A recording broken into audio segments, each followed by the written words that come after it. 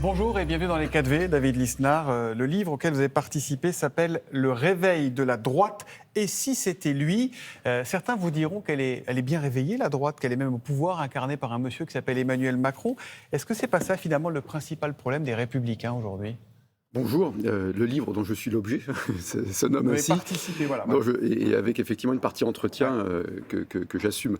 Je crois qu'aujourd'hui, notre pays est face à une impasse. Vous venez d'évoquer une incongruité administrative et bureaucratique. C'est ce que l'on rencontre partout, avec ce nœud gordien, pour reprendre l'expression de Pompidou, qui est celui du record du monde des prélèvements obligatoires, impôts et charges, du record du monde de la dépense publique, et parallèlement des services publics de proximité qui se délitent, d'un déclassement français que l'on retrouve dans beaucoup de domaines, qui fait que beaucoup de nos compatriotes des classes populaires, des classes moyennes, ressentent ce déclassement dans l'éducation pour les enfants, dans la sécurité, dans des fonctions de base. Et face à cela, il faut, me semble-t-il, retrouver une matrice qui place la liberté comme moteur de la prospérité, une matrice qui remette l'autorité de l'État au cœur du pacte national, et puis par la culture, par l'instruction publique, qu'on retrouve le sens du mérite, d'une certaine dynamique républicaine. Et ce n'est plus, selon vous, Emmanuel Macron qui peut incarner ça.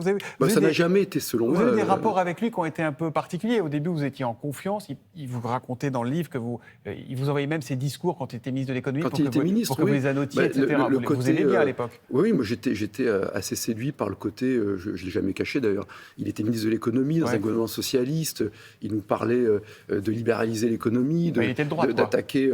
Oui, mais je me suis rendu compte dans la discussion qu'en fait, il était en même temps de gauche avec d'autres, et qu'importe d'ailleurs, aujourd'hui, on est passé à autre chose. Notre pays est en véritable déclassement, il ne faut pas le nier, mais on a aussi tous les moyens de rebondir, à condition qu'on retrouve sur 10 ans un sens de l'effort collectif, le retour à ce qui a fait la force et la puissance de la France, qu'on porte une ambition scientifique, qu'on s'attaque aux problèmes écologiques par la science, par le progrès. Tous ces discours qui sont trop souvent absents du théâtre d'ombre qui est devenu la politique, et il me semble que c'est une période charnière. Théâtre d'ombre et un peu de cynisme à la politique. Vous dites, je me suis rendu compte, en parlant d'Emmanuel Macron, qu'il me disait ce que j'avais envie d'entendre. Est-ce que, même si c'est cynique encore une fois, c'est pas ça finalement la politique aujourd'hui, en tout cas la perception que beaucoup de Français ont de la politique ? La politique, c'est noble. On ne peut pas s'en passer, la politique. Au-delà de la gestion de la cité, c'est la façon dont on se projette collectivement. On est une société fragmentée, on est une société éclatée. La politique, c'est ce qui doit créer du ciment social par la prospérité, par la culture, par l'ordre, par la justice. Et le cynisme, précisément, a fait beaucoup de mal. Moi, je pense qu'il y a eu un renversement avec François Mitterrand. La modalité qui est la prise de pouvoir est devenue une finalité. Être au pouvoir et y rester. Mais je vois, moi, tous les jours, dans mes fonctions de maire, et avec l'Association des maires de France, ce que je vois, c'est la vraie politique. C'est des femmes et des hommes très dévoués, honnêtes, bosseurs, qui ont des convictions. Moi, je n'hésite pas à affirmer les miennes, mais qui sont pas dogmatiques, qui ne sont pas sectaires. Donc, on doit porter un espoir aussi. Et on a besoin de politique, on a besoin de réhabiliter la démocratie, de montrer que la démocratie, comme disait Churchill, c'est le pire des systèmes après tous les autres. Après tous les autres. Vous parlez de conviction. Vous êtes clairement à droite, vous l'assumez clairement.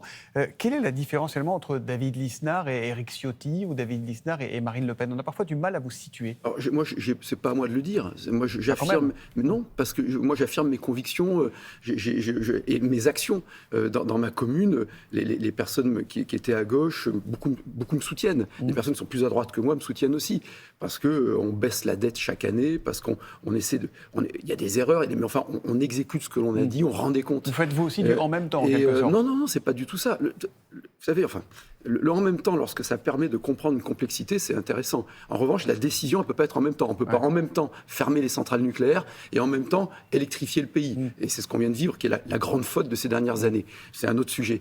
Donc, par rapport à cela, moi j'ai une matrice par mon parcours, par l'expérience j'insiste beaucoup sur le progrès scientifique, sur la nécessité de s'attaquer au wokisme et donc de remettre sur le devant de la scène l'universalisme républicain, de montrer qu'il y a les problèmes de pouvoir d'achat qui sont essentiels. On le voit très bien avec l'inflation actuelle, qui est le fruit du social-étatisme, et j'assume cette part libérale. Je crois que l'injection budgétaire crée de la dépendance individuelle à la dépense publique et déresponsabilise. Mais parallèlement, de porter une espérance, je le disais, sur une ambition notamment scientifique. Et je crois que c'est très important de souligner ces points-là. Sur le dossier du moment, la réforme des retraites, est-ce que, selon vous, les députés LR, vous faites partie des Républicains, doivent voter cette réforme ou pas? Alors, je ne suis pas député, Vous n'êtes pas député, mais je trouve que la position d'Éric Ciotti est la bonne. C'est-à-dire que c'est une position de cohérence en disant et en essayant d'obtenir le caractère charnière de LR au Parlement et en particulier à l'Assemblée nationale pour obtenir des avantages, notamment pour les carrières dites hachées ou interrompues, pour les mères de famille. Quand vous entendez Franck Riester, le ministre des Relations avec le Parlement, qui dit oui, c'est un aveu. Les femmes vont être un peu pénalisées, oui, c'est vrai. Donc il faut profiter du débat parlementaire pour que les femmes ne soient pas pénalisées. C'est absolument délirant. LR, en l'occurrence, on peut lui faire tous les reproches, mais fait preuve de cohérence sur un sujet difficile. Ce qui est incohérent, c'est lorsque c'est la politique de l'exécutif comment justifier, si vous voulez, des efforts sociaux sur des raisons comptables lorsque les mêmes laissent partir les comptes dans tous les sens. C'est-à-dire que même l'explication comptable qui est avancée, qui est technocratique, qui est froide, elle n'a pas de sens. Juste un chiffre. Depuis 5 ans, l'augmentation du PIB, il y a eu la crise avec le Covid, puis la reprise, ça représente une augmentation de richesse produite en France de 162 milliards d'euros. Parallèlement, la dépense de l'État, la dépense sociale, la dépense publique a augmenté de 585 milliards d'euros. Ce chiffre est étourdissant. Il devrait être au cœur du débat. Ce qui veut dire quoi? Que lorsqu'on dépense, pour avoir 1 euro de croissance économique en France aujourd'hui, on dépense 3,61 € d'argent public. Ce système ne peut exploser. Nous sommes en train de planter les générations futures. Cette réforme des retraites, elle n'est pas comprise, elle n'est pas populaire, les Français ne la trouvent pas juste. Est-ce que vous comprenez l'incompréhension? Parce qu'on peut dire ce qu'on voudra, on peut tordre les chiffres dans tous les sens. Notre système de retraite, aujourd'hui, il n'est pas au bord du gouffre. Donc est-ce que vous comprenez l'incompréhension? Alors, je comprends d'autant plus l'incompréhension que cette réforme est justifiée pour des raisons comptables que je comprends aussi. C'est-à-dire, il y avait 6 actifs à la Libération pour un retraité, puis il y avait 4 actifs, 1 pour un retraité en 1960. Aujourd'hui, on a 1,7 actifs. Augmentation de l'espérance de vie et surtout entrer plus tard sur le marché du travail. Est-ce que ce système par répartition est encore le bon? Est-ce que du coup, il ne faudrait pas faire payer d'autres personnes? Donc ce système de répartition, quoi qu'on en dise, ne pourra pas durer. Et notamment par la perte de recettes. C'est plus que les dépenses, c'est les recettes qui posent problème. Mais la justification comptable n'a pas de sens, puisqu'on parle de 12 milliards par an, lorsque l'État fait 145 milliards de déficit public. Et en plus, cette réforme ne porte aucune espérance. Et j'avais parlé de sado-réformisme, espèce de posture où certains se disent « nous sommes la responsabilité comptable », et ils se drapent dans ce ton martial, et les autres disent « nous sommes les héros du peuple opprimé ». Entre les deux, je propose, moi, une autre approche, qui est une approche hybride, qui fonctionne dans la fonction publique. C'est la retraite par capitalisation. C'est-à-dire sauver la retraite par répartition pour assurer un filet de sécurité pour tous les retraités, notamment les retraités modestes, mais permettre aussi aux retraités modestes et aux travailleurs d'avoir accès aux gains de la capitalisation. Ce serait un triple avantage. 1, sauver le modèle de retraite et améliorer le pouvoir d'achat des retraités. C'est démontré dans tous les pays qui l'appliquent et c'est démontré dans la fonction publique. Mais c'est plus insécurisé. Mais c'est faux dans la durée. Il y a une rentabilité qui est au moins le double, voire 5 fois. Si le fonds de pension se casse la figure, il n'y a plus rien. Cela permettrait d'apurer progressivement les comptes publics et donc de retrouver des marges de manœuvre pour le service public. 3, cela permettrait de recapitaliser l'économie. Si on veut relever les défis de l'époque, le défi écologique, on a besoin d'investir massivement.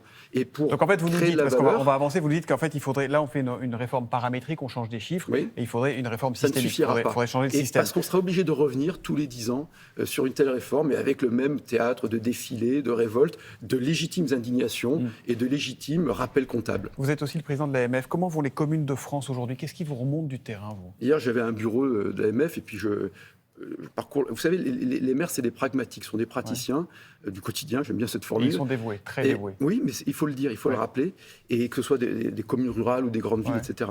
Aujourd'hui, la difficulté, l'immédiat, c'est vraiment le budget. C'est-à-dire qu'on a, malgré tous les dispositifs qui ont été mis en place, dont on a encore du mal à percevoir la réalité, parce qu'il y a des complexités administratives, ce qui fait partie de notre pays, on l'a vu tout à l'heure. On a donc la difficulté, j'ai alerté là-dessus, c'est que les maires commencent à restreindre des activités et surtout, pour préserver une capacité d'épargne, parce que l'avenir est incertain, vont réduire l'investissement.